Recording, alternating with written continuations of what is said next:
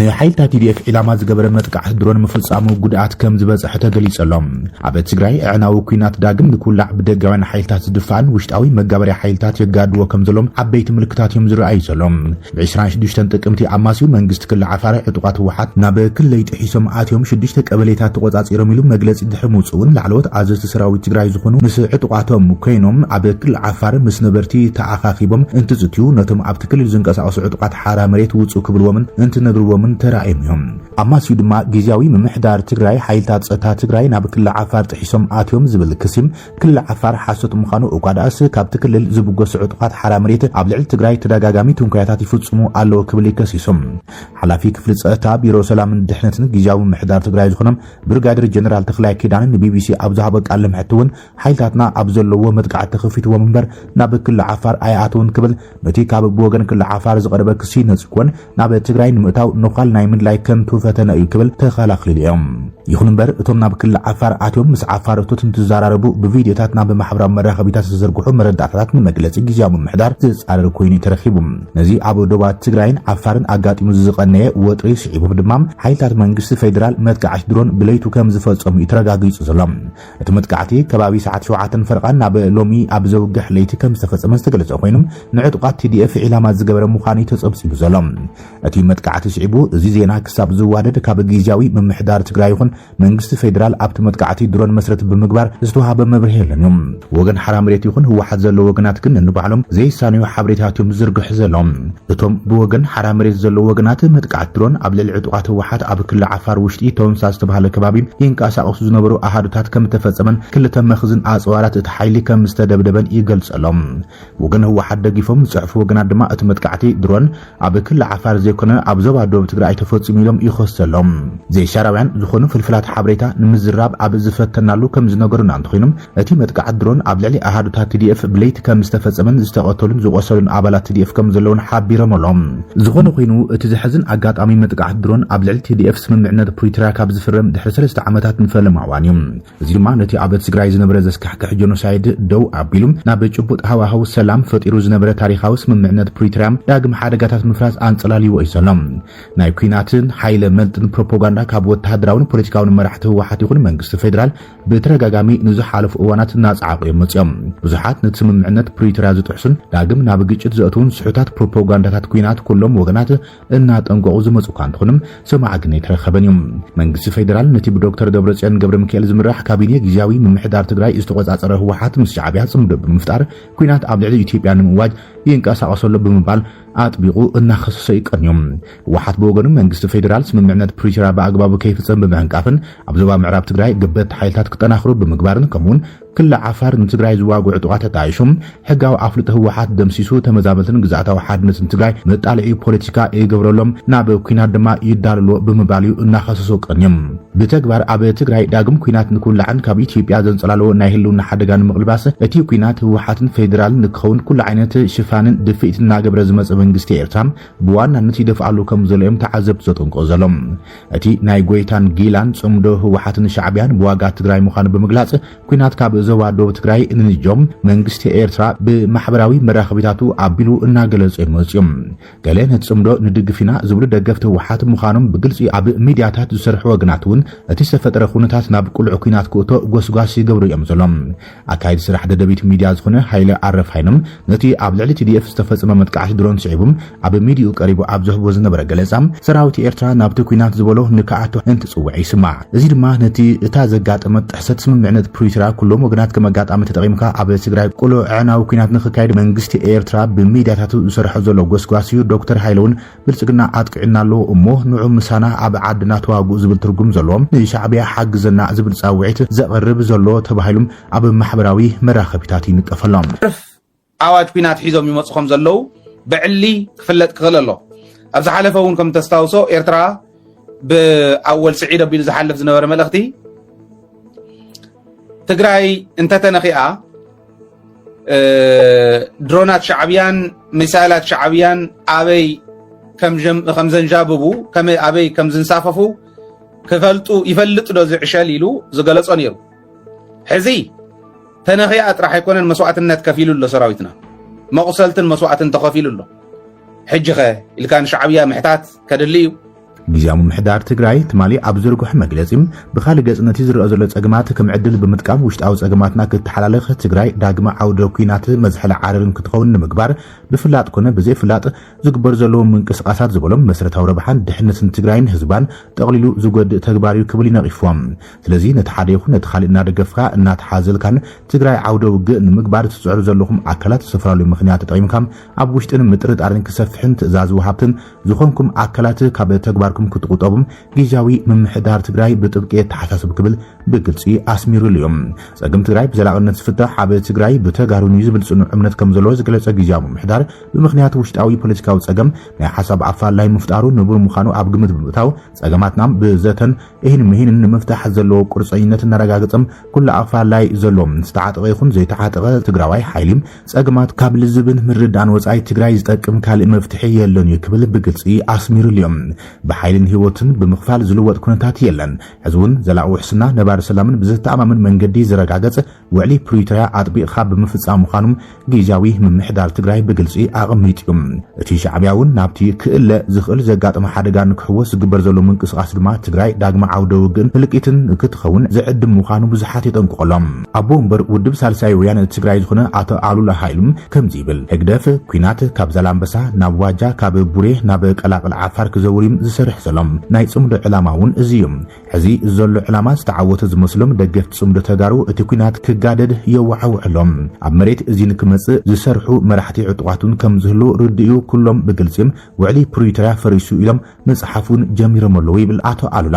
ኩናት ተወሊዑ ኣብ ፌደራል መንግስቲ ክሕዘሉ ዝጽበዩ ደለይቲ ለውጢ እውን ከምኡ እዮም ዘዋዓውዑ ዘለዉ ዝብል ኣቶ ኣሉላ ብሓጺሩ ኣብ ማሕዘል ህግደፍን ማሕዘል ብልጽግናን ዘለዉ ተጋሩ እዮም ያዕያዕ ዝብሉ ዘለዉ ይብል። ኣብ ማሕበራዊ መራኸቢታት ርእይቶታቱ ብምሃብ ዝፍለጥ ጀነራል ተክለብርሃን ወልደ ኣረጋይ ብወገኖም እቲ ናብ ኩናት ዝግበር ዘሎ ዕርገት እቲ ህዝቢ ብዝያዳ ዝጎድእ ከም ዝኾነ ኣጠንቂቖሎም።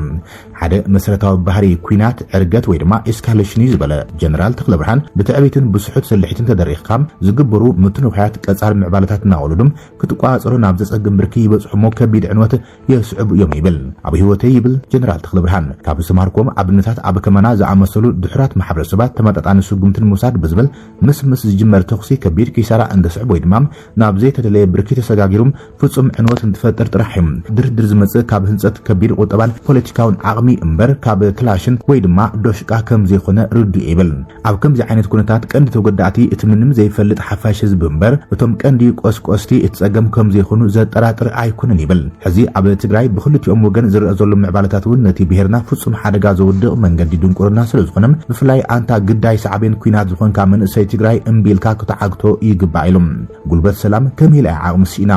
ሓይሊ ልዝብን ዕርቅን ከመይ ኢሉ ክሙሽሙሽ ክኢሎም ድምፂ ሓቀኛ ተጋሩ ንምንታይ ተሳዒሮም ኣብ ውሽጢ ዝጎደቦ ክህልወና ዝግባእ ዘላቕ ረብሓ ከመይ እዩ ምርኣይ ተሳኢልና ዘሎ ዝብል ሕቶታት የልዕሉ።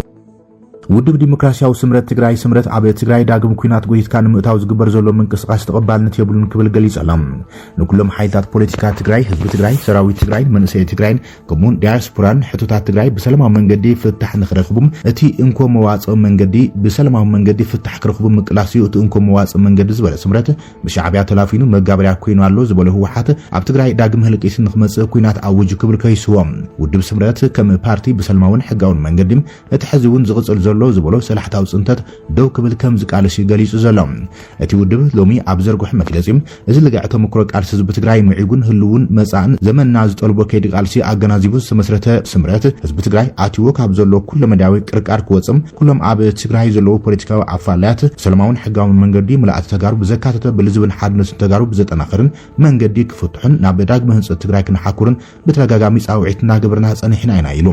ይኹን እምበር ይብል ስምረት ትግራይ ከም ናይ ውልቀ ንብረቱ ገይሩ ዝሓስብ ጉጅለ ድሕረትን ልዕሊ ኮርን ዝበሃሉ ዋርድያታትን ኩሎም ዓይነት ኣማራጭታት ብምዕፋን ኣነ ብዝበልክዋ ትኺድ ኢሎም ትግራይ ካብ ዝኸፍአ የማና ናብ ዝገደደ ደልሃመት የጥሕልዋ ኣለዎ ክብል ከይስዎም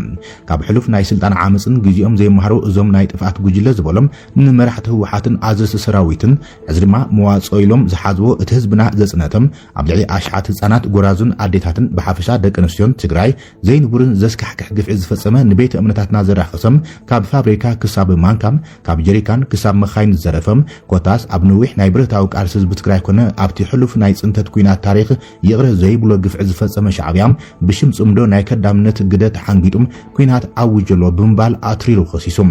ለኣኺኡ ሻዕብያ ዝሃቦ ልኡኽተን ምፍጻሙን 23 ጥቅምቲ 2018 ዓመት ምረት ናይ ፖለቲካ ውድባት ናይ መራሕቲ ሃይማኖት ዓበይቲ ዓዲ ኾነም ናይ ማሕበረሰብ ዓለም ምሕጽንታ ጸማም እዝኒ ብምሃብ ኣብ ከባቢ ወጀራት 20 ዓድን ወረዳ ራያ ዓዘብን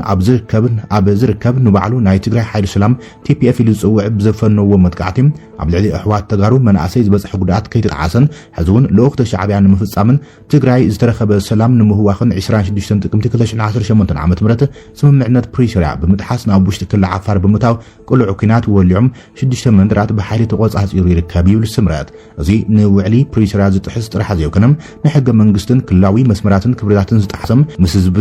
ህዝቢ ዓፋር መሊስና ዝጀመርናዮ ስጡማት ርክባት ዝብትን ህዝብና ንኻልእ ሓደጋ ዘቃልዕን ኣጥፊኻ ምጥፋእን ተስፋ ናይ ዝቆረጹን ውሳነ ክብል ነጽይግወሎም እዚ ኩናት ሕዚ ዝጅምር ዘለው ቀንዲ ምኽንያት ድማ ብሓደ ገጽ እዚ ድሕሪ ጉጅለ ኣብ ህዝቢ ትግራይ ዝነበረ ቅቡልነት ባይታ ስለ ዝዘበጠን ከም መጻወቲ ካርድን ናይ መጨረሻ ድፋዕ ክጥቀመላ ዝጸንሐ ምምላስ መዛበልትን ስደተኛታትን ምውሓስ ሕገ መንግስታዊ ወሰን ትግራይን ከም ኣጀንዳ ክቕጽለሉም ዝኽእል ዕድል ይዕጸ ስለ ዘሎ ይብል እቲ መደብ ንኸይትግበር ንምዕንቃፍ እንትኸውን ብኻልእ ገጽ ድማ ኣብ መንጎ መንግስቲ ፌደራል ኢትዮጵያን ስርዓተ ግደፍን ተፈጢሩ ዘሎ ወጥሪ ሻዕብያ ነቲ ኣይተርፍን ኢሉ ዝሓስቦ ኩናት ብርሑቕ ንምትራፍ ከደምቱም ኣብ ደቡብ ትግራይን ዓፋርን ክዋጉም ብዝሃብዎ መምርሒ ይብል ስምረት እዚ ዝሳውር ዘሎ ሻማ ዝበሃል ዘሎን ኩናት ብዘካቲ ነቲ ምኽንያት ስምምዕነት ፕሪቶሪያ ትግራይ ናይ ምጽናት ሕልመይ ተኸሊፈ ኢሉ ዝሓረቕን ሕዚ እውን ኣይናሳሕን ኢሉ ዝመጻደቕን ዘሎ ሻዕብያ ኤርትራ ዝሰረቕክዎ ሒዘ መሽለኺት በሪ ክትኾነንያ ኢሉ ዝኣምን ድሕሪ ጉጅለን ዝበሎ ህወሓት ልዕሊ ኮርን ንኻልእ ትግራዋይ መንገዲ ዕንወት ኢልዋ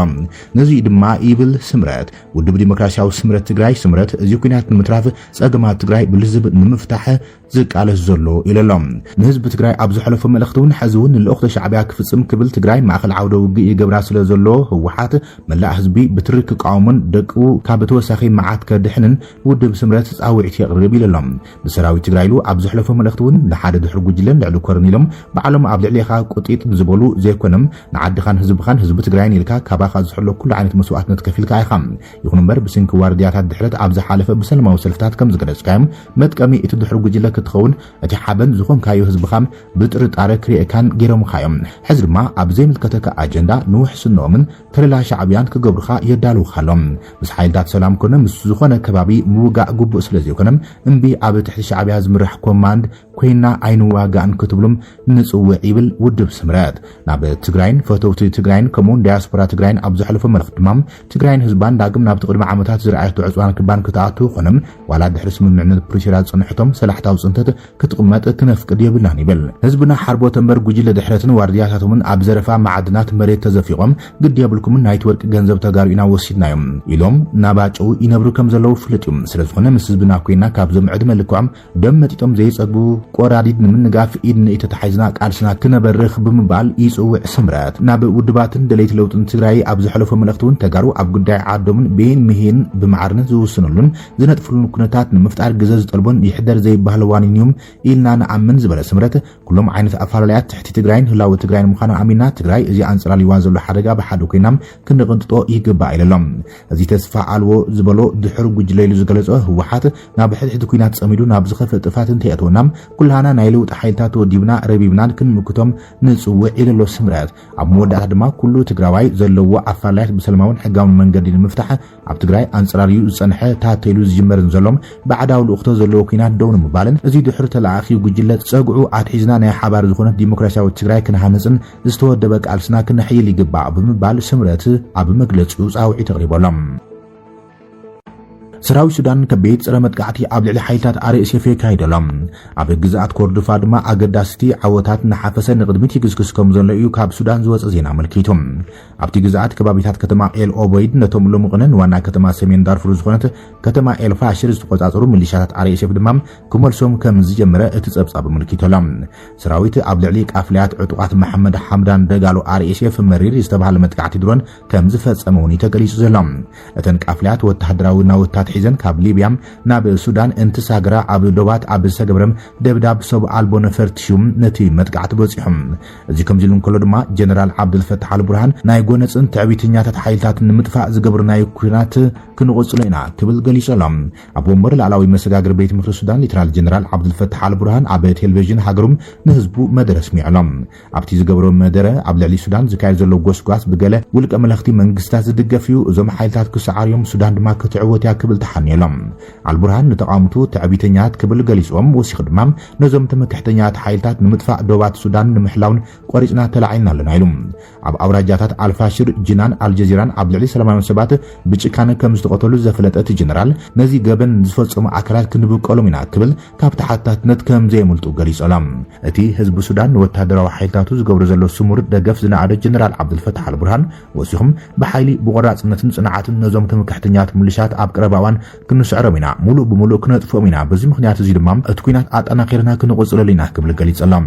አርኤስኤፍ ነቲ በአሜሪካ ዝምራሕ ሃገራት ግብፂ ስዑድ ዓረብን ኢማራትን ዘለዎ እማመ ምቁራጽ ተጻብኦ ከም ዝተቀበሎ ትማል ገሊጽዮም ይኹን እምበር መንግስቲ ጀነራል ዓብዱልፈታሕ አልቡርሃን ግን ኢማራት ኣብ ዘላትሉ መስርሕ ሰላም ከም ዘይቅበል ይፍለጡም ኢማራት ንሓይልታት አርኤስኤፍ ብምሕጋዝ ኣብ ሱዳን ዝካየድ ዘሎ እዕናው ኩናት ንኸይውዳእ ትገብር ከም ዘላ ትኽሰስ ዘላ ኣብ ዘለናዮ ዓመት ድማ ብሰንኪ ካብ ሱዳን ዝገሓጥ ወርቂ እቶት ዕዳጋ ወርቂ ሕቡራት ዓረብ ኤሚሬት ብ75 ሚታዊት ከም ዝዓበየ እዩ ተጸብጺቡ ዘሎ አሜሪካዊ ቢሊዮነር ኤለን መስክ ታሪክ ሰሪሕሎም አክሲዮን ኩባንያ ተስላ ንዋና አካይድ ስራሕቲ ኩባንያ ዝኾነ ኤለን መስክ ናይ 1 ትሪልዮን ዶላር ክፍሊት ፓኬጅ ከም ዘጽረቀሉ ተገሊጹ ኣብ ትማል ሐሙስ ምሸት ብወነንቲ አክሲዮን ነቲ ዋና አካይድ ስራሕ 1 ትሪልዮን ዶላር ክፍሊት ንምሃብ ዝወሰደው ውሳነ ብርቱዕ ክትዓበጊሰሎም እቲ ኣብ ዓለም ቁጽሪ 1 ዝኾነ ነጋዳይ ኤለን መስክ ፈላማይ ቁጽሪ 1 ትሪልዮን ዶላር ኣታዊ ዝረኸበ ሰብ ንምዃን ድማ ኣብ ጫፍ በጽሒ ይርከብ አክሲዮናውያን ተስላ ኣብ ዓመታዊ ኣኺቦም ነዚ ብስራት ነቲ ቢሊዮነር ኣስሚዖምሎም 75 ሚታዊት ሰብ ዋና አክሲዮን ነቲ ፓኬጅ ደጊፎም ኣጽዲቆምሎም ኤለን መስክ ኣብቲ ኩባንያ ዝነበሮ 15 ሚታዊት ብጽሒት ኣብቲ ድምጺ ኣይተኸተትን እዮም እቲ ነጋዳይ ከምዚ ዓይነት ደገፍ ስለ ዝረኸበ ተዓዘብቲ ነቲ ኣዳራሽ ብጣቂዕትን ዕድልታን ከም ዝመልእዎ ድማ ሲኤንኤን ጸብጺቦሎም ኤለን መስክ ቅድሚ ሕዚ ካብቲ ኩባንያ ዝኾነ መሃያ ረኺቡ ከም ዘይፈልጥ እውን ይግለጽ ሕጂ እውን እቲ ዝጸደቐሉ ካሕሳ ብጥረ ገንዘብ ወይ ድማ ብካሽ ዘይኮነን ብመልክዕ አክሲዮን ይክወሃቦ ተባሂሎም ተወሳኺ ንዝቕጽሉ 10 ዓመታት ድማ 423.7 ቢልዮን ዶላር ተወሳኺ አክሲዮን ተስላ ንኽረክብ ዝሕግዝ እዩ ተባሂሉ ሲኤንኤን ከም ጸብጸቦም